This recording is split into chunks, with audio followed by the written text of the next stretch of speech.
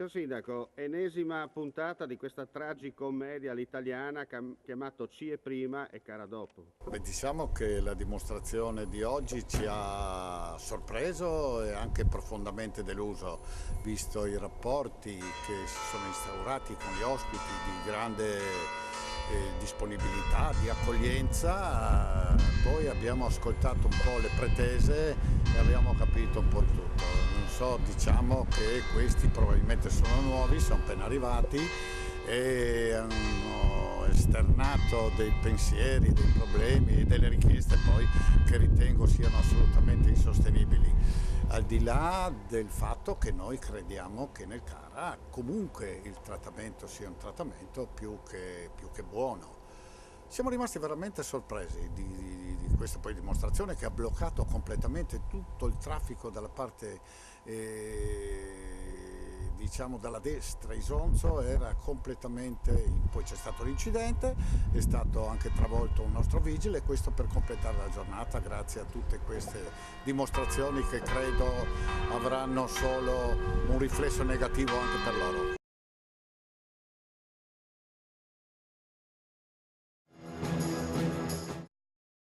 Assessore Romano, dopo la bomba, che non è uno scherzo di carnevale, è uscito proprio ieri in merito a questo discorso relativo ai rifornimenti in Slovenia da parte dell'ASL, lei in qualità di assessore comunale al welfare e alla sanità, cosa ci racconta? Diciamo che tutti siamo consapevoli che quest'anno, per quanto riguarda il welfare, la provincia di Gorizia, l'ambito altoesontino, avrà una diminuzione a livello regionale di 2,96 percentuale. Questo vuol dire già tanto, vuol dire moltissimo, perché non so come riusciremo a coprire tutti i servizi che già stiamo dando con un aumento di richiesta come sta avanzando. Senta, l'opinione pubblica, diciamo non quelli che parlano a 360 gradi, ma quelli che fanno informazione, chiedono tra parentesi la testa dei funzionari. Voi che ricetta applicherete?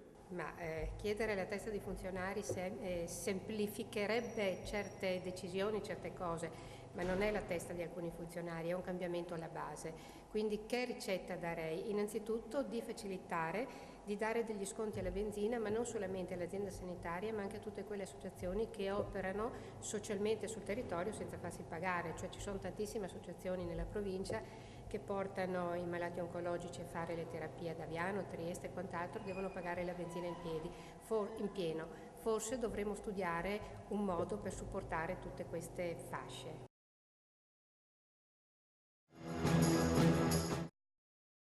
Sono stati tutti identificati gli immigrati di origine africana ospitati nelle strutture del CARA di Gradisca di Isonzo, che hanno bloccato ieri mattina per 2 ore le strade regionali 305 e 351 all'altezza della rotatoria sul ponte sul fiume Isonzo.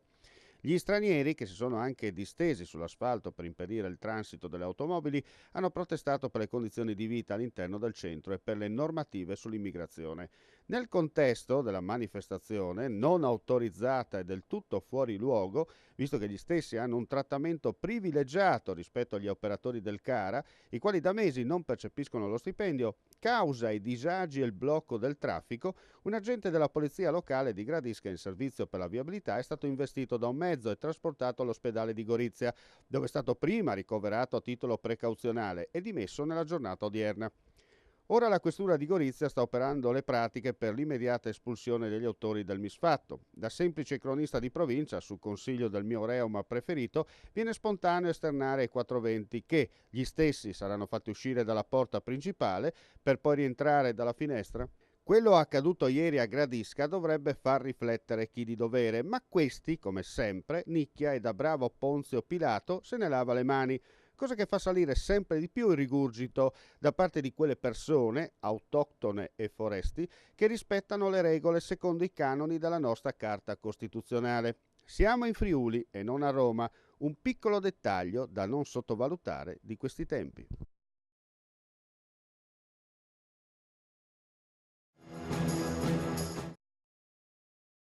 Multe ed incassi dei parcometri a Gorizia. Tutto in salita in entrambi i sensi. Se gli sloveni pareggiano il numero delle contravvenzioni del 2012, picco d'ascolto tra gli italiani. È così, Assessore Ceretta? Il picco d'ascolto, come lo chiama lei, arriva dagli italiani, ahimè, ma la situazione è un po', diciamo, critica per quanto riguarda i parcheggi touch and go. cioè toccata e fuga, che molte volte non sono proprio toccata e fuga, ma durano un po' più del solito. E sicuramente gli ausiliari che sono lì proprio per fare il proprio lavoro, ahimè, non è che possono far finta di niente, perciò c'è questo sensibile aumento e questa strana diminuzione da parte degli sloveni, permettendo che comunque anche gli sloveni, grazie al fatto che non esistono dei contratti bilaterali con la Slovenia, ahimè loro la fanno franca e non pagano, però dobbiamo dire che abbiamo ricevuto anche pagamenti di multe da parte invece di sloveni, come pagano anche i ticket quando parcheggiano. Ecco, quello che conta è che il Comune comunque continuerà nella sua politica, no? Ma noi continuiamo la nostra politica, ma che è quella che ormai viene portata avanti da anni e anche da chi era il mio predecessore prima, che è stato un po' anche, ha aiutato e ha un po' rivoluzionato. Noi vogliamo continuare su questo, anche perché abbiamo visto che i risultati sono buoni, nonostante siano state anche molte polemiche sulla modifica degli orari proprio dei parcometri, ma come aveva già avuto modo di dire anche il sindaco, è una fase sperimentale. A breve ci riuniremo e cominceremo anche a discutere invece per dare una cosa definitiva e una risposta il più possibile consona alle esigenze di tutti.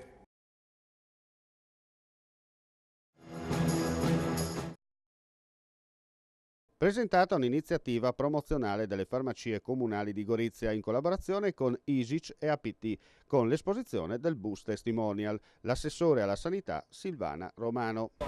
Senz'altro dobbiamo dimostrare ai nostri concittadini che le farmacie sono una realtà quotidiana della città di Gorizia, una realtà che dà delle risposte. Una cosa importante da sottolineare è un servizio. Senz'altro, le farmacie comunali offrono un servizio alla città e oltretutto ciò che eventualmente hanno come utile lo riversano sulla città. Soddisfazione espressa anche da Roberto Silli, presidente delle farmacie comunali. Autobus sbagnato, autobus fortunato, diciamo così. L'evento che abbiamo presentato oggi è la vestizione di questo autobus con un nostro messaggio istituzionale, gli alleati del tuo benessere. Vogliamo trasmettere un messaggio alla popolazione. Il primo messaggio è gli alleati del tuo benessere del cittadino nella fornitura del farmaco, gli alleati nel benessere del cittadino attraverso la fornitura degli integratori, delle creme, alleati del benessere del cittadino, e qui ci differenziamo rispetto a tutte le altre farmacie, in un benessere, chiamiamolo, social, assistenziale, economico. Cosa vuol dire questo? Che tutto l'utile che le farmacie producono viene riversato sul territorio in modo diretto attraverso iniziative proprie delle farmacie di tipo assistenziale e sociale, e in modo indiretto attraverso l'utile che riversiamo al comune e che questo riversa totalmente sul territorio a riduzione dei servizi sociali per il cittadino.